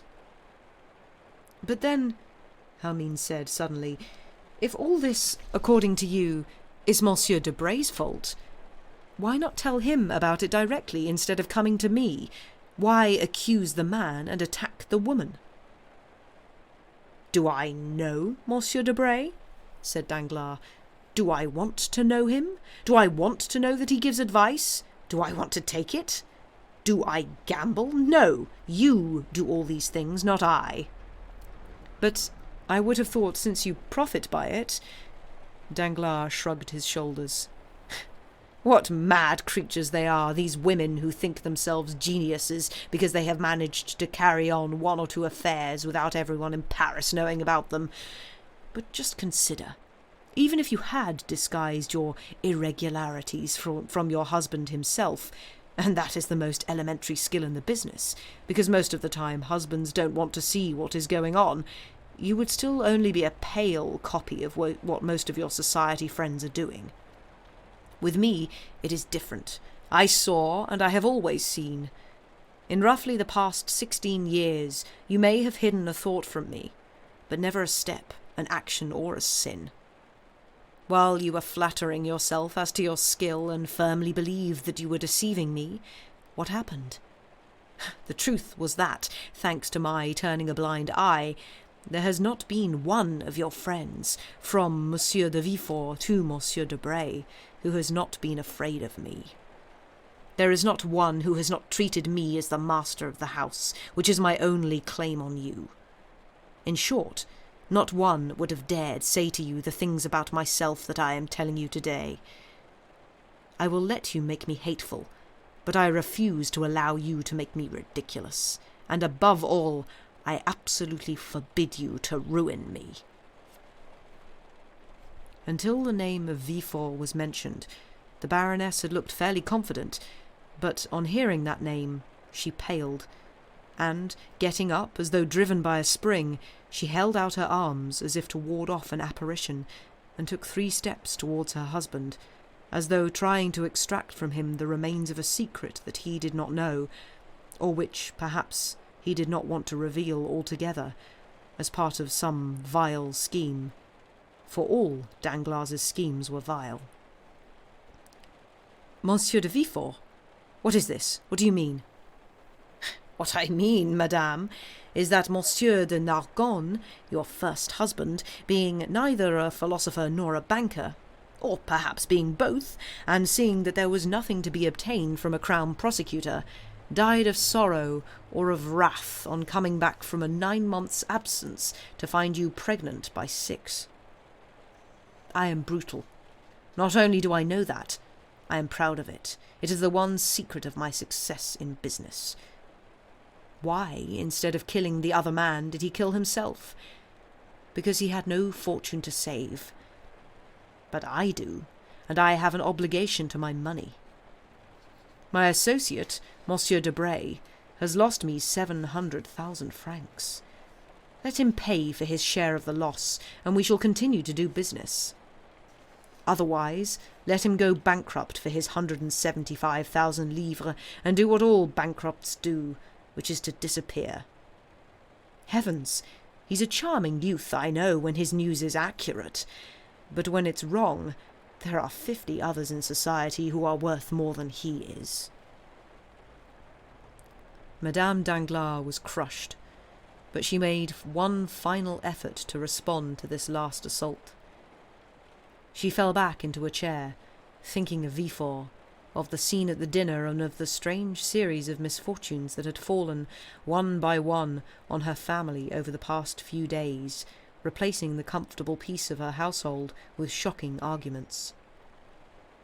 Danglars was not even looking at her, even though she did all she could to faint. He opened the bedroom door without a further word, and went back to his own apartments, so that Madame Danglars, recovering from her half-unconscious state, might have even thought that she had suffered a nightmare.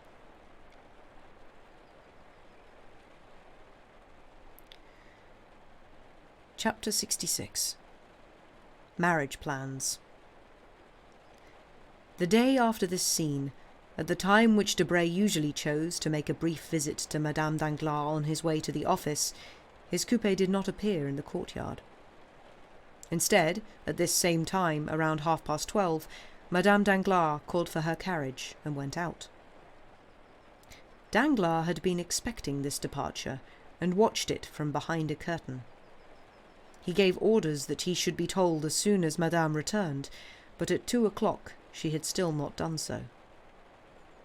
He called for his horses and went to the house, where he had his name put down to speak against the budget. Between midday and 2:00, Danglars had been in his study, breaking the seals of his dispatches and growing more and more gloomy as he piled one set of figures on another.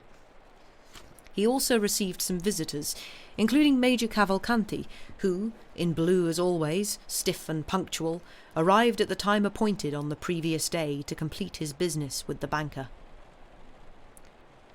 During the debate, Danglars had shown signs of violent agitation, and above all had been more than usually cutting about the government. On leaving the house, he got into his carriage and asked to be driven to number 30, Avenue des Champs-Élysées. Monte Cristo was at home, but he had a visitor, so he asked Danglars to wait for a moment in the drawing-room. While he was waiting, the door opened, and he saw a man enter, in the dress of an abbé. This person, instead of waiting like Danglars, appeared to be a more familiar visitor at the house. He bowed, went through into the inner room, and disappeared. A moment later, the door through which the priest had entered opened, and Monte Cristo appeared. "Forgive me, my dear Baron," he said, "but one of my good friends, Abbé Busoni, whom you saw enter, has just arrived in Paris. It is a long time since we last met, and I could not tear myself away from him immediately. I hope that this reason will be sufficient to persuade you to excuse me for keeping you waiting." What do you mean?"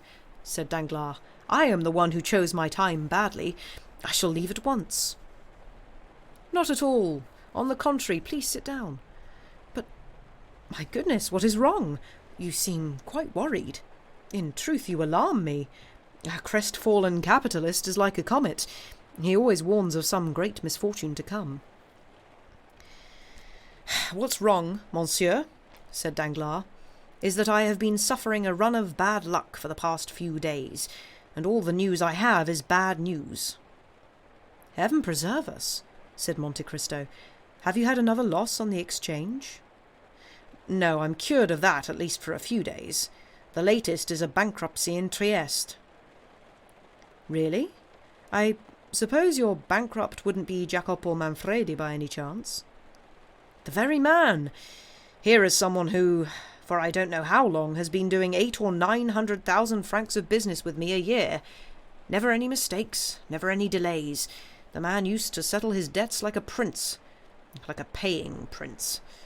I advance him 1,000,000, and, lo and behold, for the first time the devil stops his remittance." "Is that so?" "It's an extraordinary piece of luck. I drew 600,000 livres on him, which has been returned, unpaid, and in addition to that I hold bills of exchange to the value of 400,000 francs, signed by him and payable by his partner in Paris at the end of the month.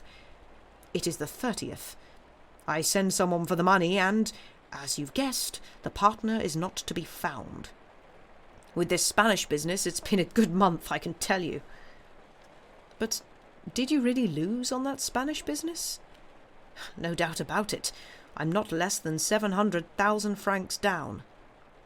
"How on earth did an old fox like you get caught in that way?" "There you are. It's my wife's fault. She dreamt that Don Carlos had returned to Spain, and she believes in dreams. It's to do with magnetism, she says, and when she dreams something, it must surely happen.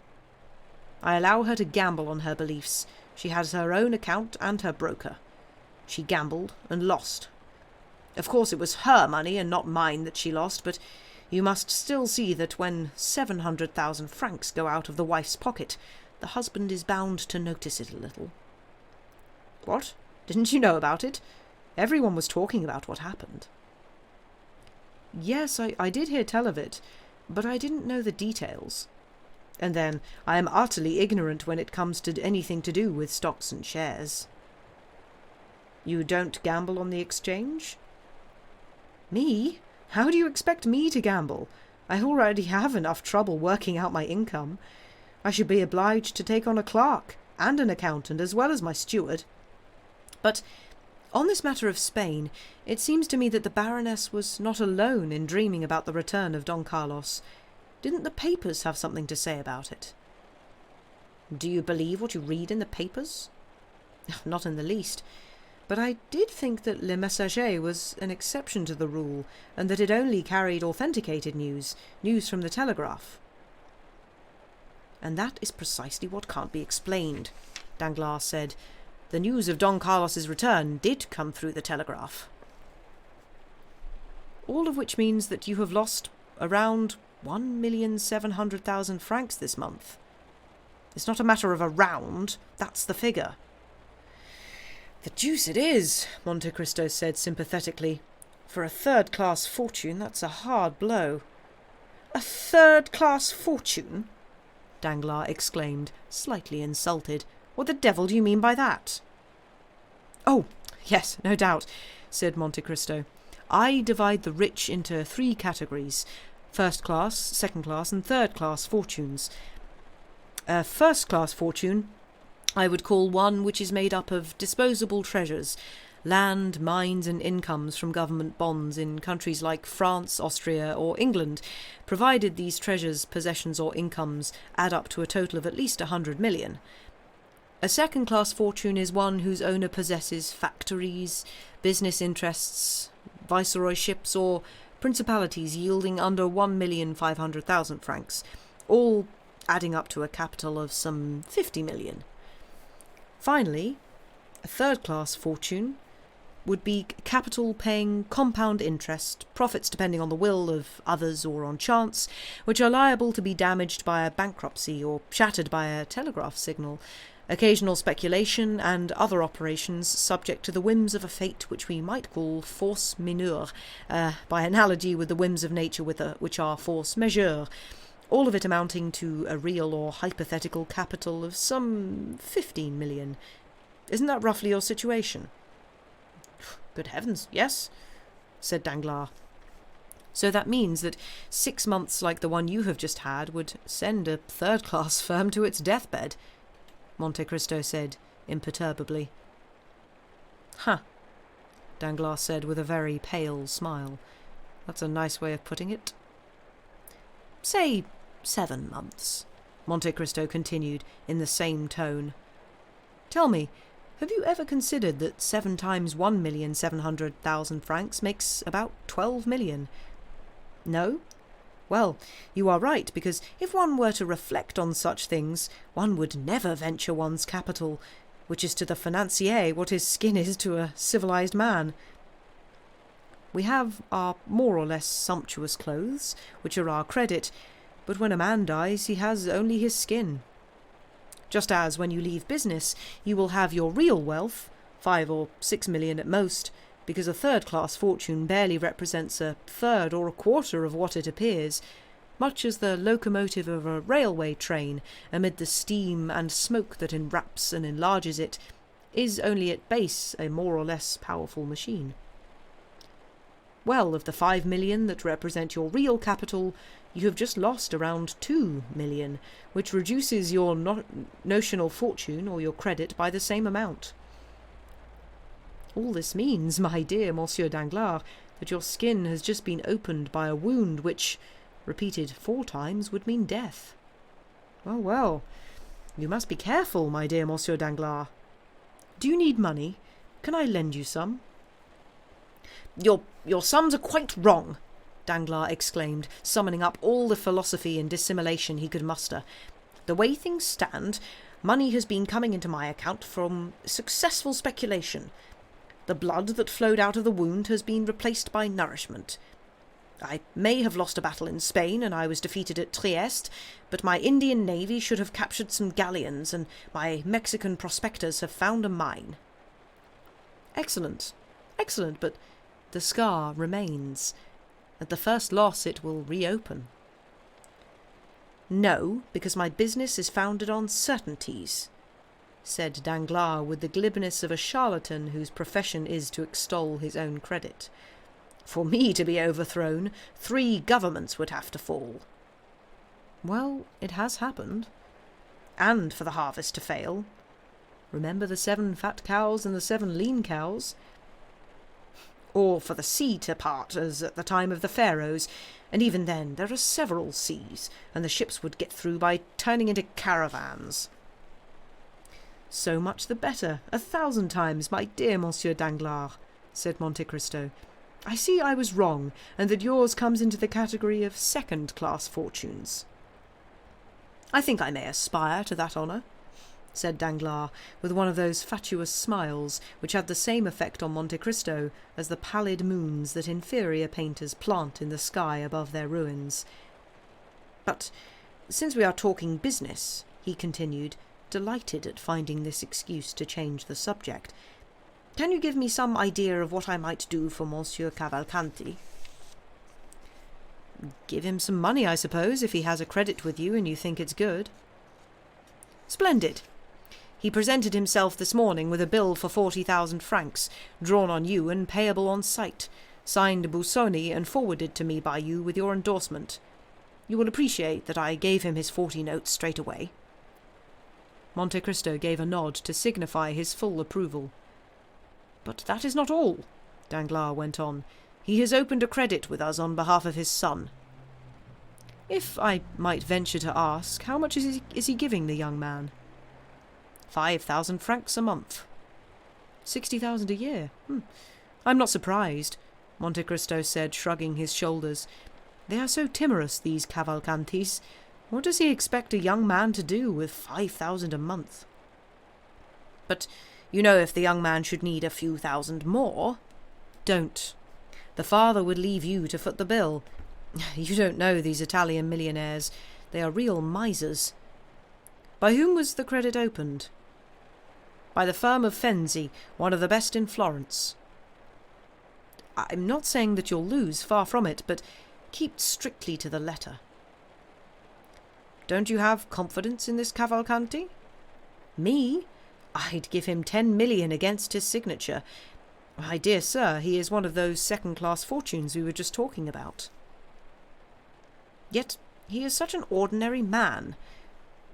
I would have just taken him for a major, nothing more. He would have been honoured, because you're right. He's nothing to look at. When I saw him for the first time, he looked to me like an old lieutenant gone to seed.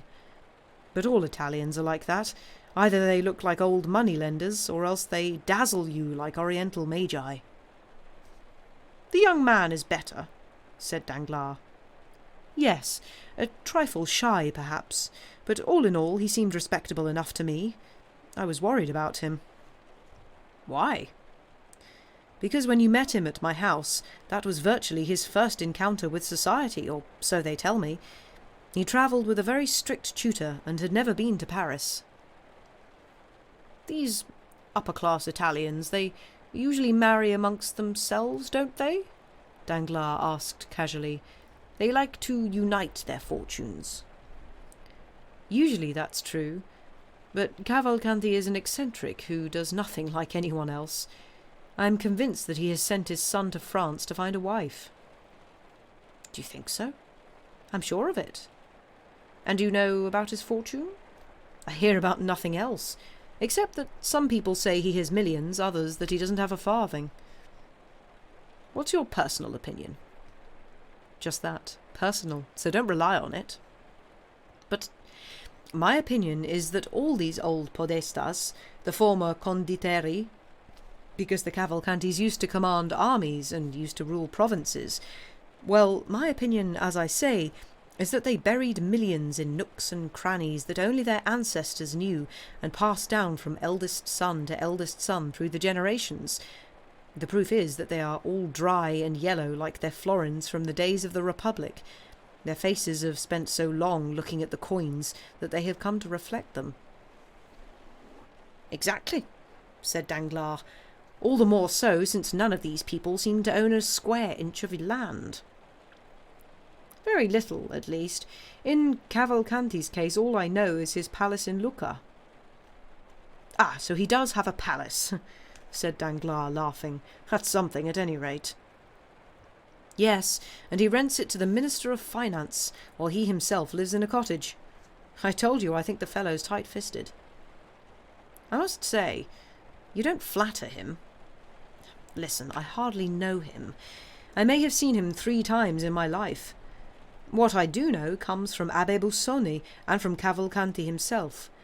He was talking to me this morning about his plans for his son, and hinted that he was tired of letting large sums of money sleep idly in Italy, which is a dead country, so he would like to find a way, in either France or Italy, of making his millions bear fruit. However, I must insist that, though I have every confidence in Abbe Busoni himself, I can guarantee nothing. No matter. Thank you for sending me a customer. It's a fine name to write on my register, and my cashier, to whom I explained about the Cavalcantis, is full of self-importance about it all. By the way, just out of idle curiosity, when such people marry off their sons, do they give them a dowry? It depends. I knew one Italian prince, as rich as a gold mine, one of the leading families in Tuscany, who would give millions to his sons when they married as he wished, and when they went against his wishes, cut them off with an income of 20 écus a month. Supposing Andrea were to marry someone of whom his father approved, he might give him 1, 2, or 3 million. If it was with the daughter of a banker, for example, he might take an interest in his son's father-in-law's firm. On the other hand, suppose he was not pleased with his daughter-in-law. Well, slap-bang, old Cavalcanti grabs the key to his safe, gives a double turn on the lock, and Master Andrea is obliged to live like a young Parisian beau, marking cards and loading dice. The boy will find a Bavarian or Peruvian princess. He'll want a closed crown, an Eldorado with a Potosi running through it. No, these transmontane aristos often marry mere mortals. They are like Jupiter, they like mixing species. But tell me, my dear Monsieur Danglars, you're not thinking of marrying Andrea yourself, are you, with all these questions? By golly, it might not be a bad investment, Danglars said, and I am a speculator. But surely not Mademoiselle Danglars. Do you want Albert to cut poor Andrea's throat? Albert? Said Danglars with a shrug of the shoulders. Oh, he's not worried. But he's engaged to your daughter, I think. The fact is, Monsieur Morcerf and I have spoken a few times about this marriage, but Madame de Morcerf and Albert... You're not telling me he's not a good match? Just a moment. I think Mademoiselle Danglars is worth Monsieur de Morcerf. Mademoiselle Danglars' dowry will certainly be fine, I don't doubt, especially if the telegraph doesn't get up to its tricks again. It's not just the dowry, but tell me, now we mention it. What? Why didn't you invite Morcerf and his family to your dinner? Oh, I did so, but he said he was going to Dieppe with Madame de Morcerf, who was advised to take some sea air. Ah, my word, yes, said Danglars with a laugh. It must be good for her. Why? Because it is the air she breathed when she was young. Monte Cristo let the allusion pass without comment. But when all's said and done, he continued, while Albert may not be as rich as Mademoiselle Danglars, you cannot deny that he bears a fine name. Yes, but I like mine too, said Danglars. Agreed, your name is a popular one, and it ennobled the title with which they sought to ennoble it, but you are too intelligent not to realize that, according to certain prejudices which are too deeply ingrained for them to be eradicated, a title 5 centuries old is better than one of only 20 years. And that, said Danglars, with an attempt at a sardonic smile, is why I should prefer Monsieur Andrea Cavalcanti to Monsieur Albert de Morcerf. Yet I imagine that the Morcerfs do not cede to the Cavalcantis. The Morcerfs? Tell me, my dear Count, you are a noble man, aren't you? I think so. And well versed in heraldry? A little. Well, consider the paint on my coat of arms. It's drier than that on Morcerf's. How can that be? Because, even though I am not a baron by birth, I am at least called Danglars. So, while he is not called Morcerf. What? He is not called Morcerf? Not in the slightest. Come now. I was made a baron by someone, so that is what I am. He made himself a count, so that is what he is not. Impossible. Listen, my dear Count, Danglars went on. Monsieur de Morcerf has been my friend, or rather my acquaintance, for 30 years. You know that I don't attach much importance to my coat of arms, since I have not forgotten where I came from. That is evidence of either great humility or of great pride, said Monte Cristo. Well, when I was a clerk, Morcerf was a mere fisherman. What was his name then? Fernand. Just Fernand. Fernand Mondego. Are you sure? Am I? I ought to know him. He sold me enough fish. So why are you giving him your daughter?